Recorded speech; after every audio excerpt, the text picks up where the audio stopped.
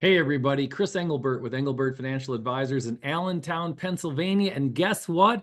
It is January 2025, and we're coming to you with the first of the year investment and strategy update.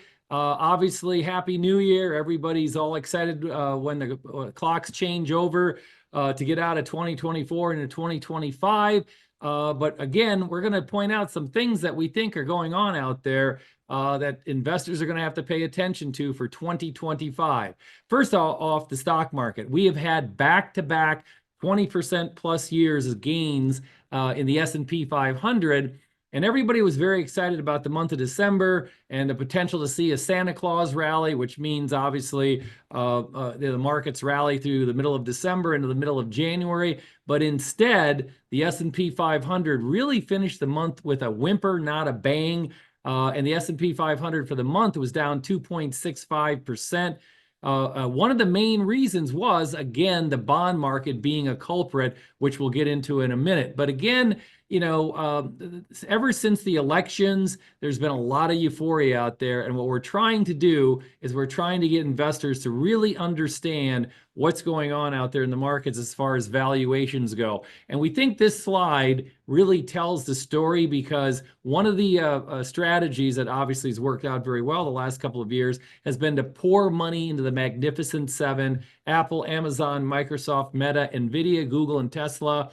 People have said, why do I want to own any other stocks except those? Well, here's a chart of all of the historic bubbles that have gone on from the 1960s. And you can see that in the 1960s, there was the Nifty 50. These were 50 stocks like Eastman Kodak that institutional and retail investors were buying, and they were saying they can't miss. Well, after the Nifty 50 imploded, it literally saw a decline for almost 10 years. Then you had the big gold bubble during 1970, during, again, the Nixon era and inflation, followed by the Nikkei 225, the Japanese stock market. I remember like it was yesterday. In the 1980s, if your pension fund didn't have at least 5 to 15% exposure to international, which is mostly the Japanese stock markets, you weren't making a good return.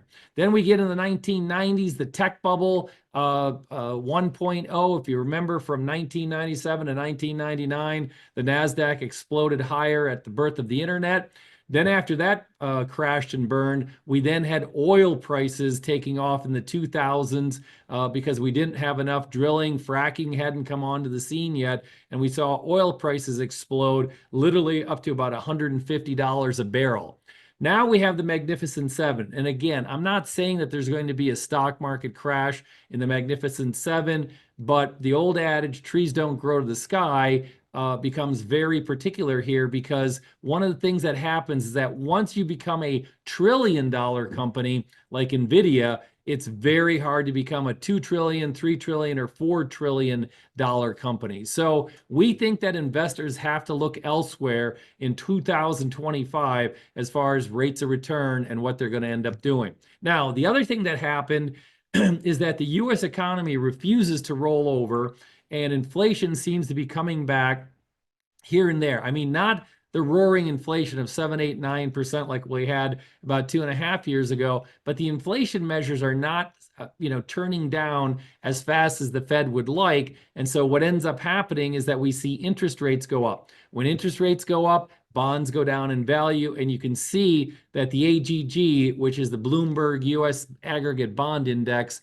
very popular ETF, was down about 2.3%. We tell investors, do not give up on bonds. Short-term yields are very attractive right now at 4.5%. Long-term yields are very attractive. Mortgage bonds are paying over 7% right now. And we actually think that in 2025, if you look at how many times the bond market beats the stock market over a rolling 20-year period of time, typically the bond market beats the stock market about 5 out of 20 times or 20 years. The last time we beat the stock market got beaten by the bond market was literally about 6 years ago. So we're literally 1 for 20. We're almost like the Chicago Bears as far as the bond market goes, with a number of losses in a row where stocks have beaten bonds. We can make the argument that bonds beat the S&P 500 this year, and maybe even the NASDAQ. So the back half of December saw the equity markets decline as investors booked profits for the new year. We have yet to get the new administration on board yet. That's coming up, obviously, January 20th.